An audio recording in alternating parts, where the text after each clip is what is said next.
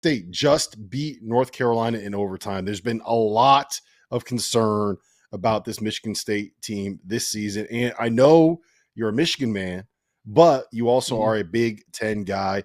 What does this win mean? What does this mean for Michigan State big picture? Has Tom Izzo kind of figured this group out? I thought that they actually had a pretty good performance overall in Maui, go 2-1. Yeah. What do you make of this win? Honestly, I have to check. I don't think Jace Richardson played today. He was out. Today? He had a head injury. Gotcha. Yeah, so like he was out.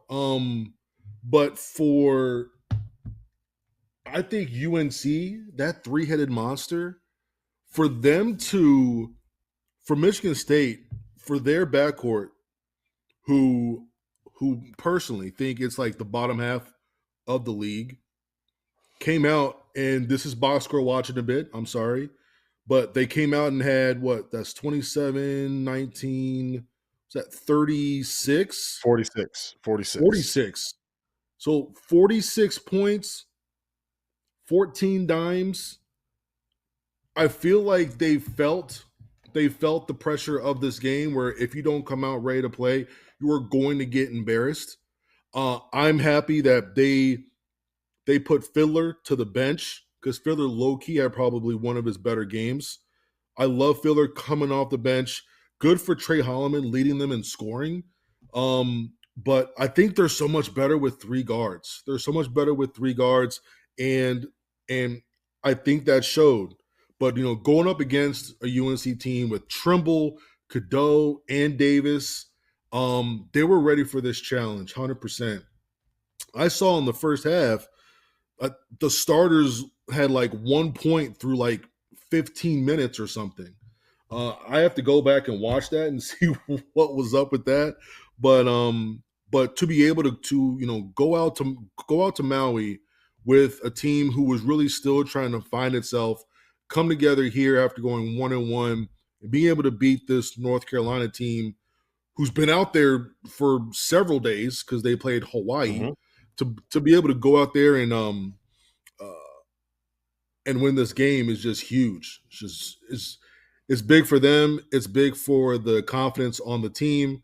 And you just have to hope that this game can boost Trey Holloman to continue to perform for sure. Yeah, man, I feel like this was, we have questions about Michigan State's front court. We have questions about North Carolina's front court as well.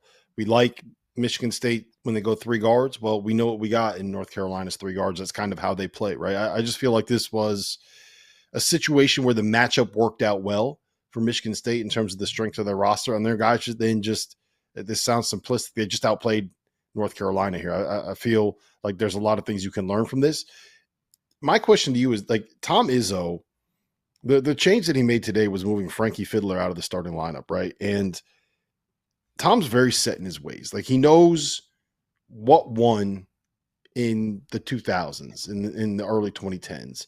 And now that you see a little bit of, hey, I go three guards, I beat North Carolina, we put up 94 points, all of a sudden it looks like our offense is a little better than, what were they, 362nd in three-point shooting heading into the Maui tournament. Is this the kind of thing that could convince him to, like, maybe, let's try to get a little more modern and pretend like college basketball's in 2024 in the portal era and NIL exists? Or because I do feel like that's kind of what, like, he wants to do what he wants to do, and he wants to do it his way. And sometimes you need something to kind of show you, hey, you know what? If you change it a little bit, it gets a little easier. Rob, he hasn't missed a tournament since 1996. Think about that. And winning is hard, since right? 1990, winning is very hard. He has not missed the NCAA tournament since 1996, 97. So, he's going to do whatever he has to do to win. I think this game, and Ant said it, if you can come out of Maui with a 2-1 record, that's a win. Like, this field was ridiculous, and you're coming out there with a 2-1 record, that's a win. Like, think about Dayton right now, and I think Dayton's really good, and they're getting ready to play UConn. Like, Dayton would have gone out there and played North Carolina, who was the 12th ranked team in the country, UConn, and now or Iowa State, and now UConn.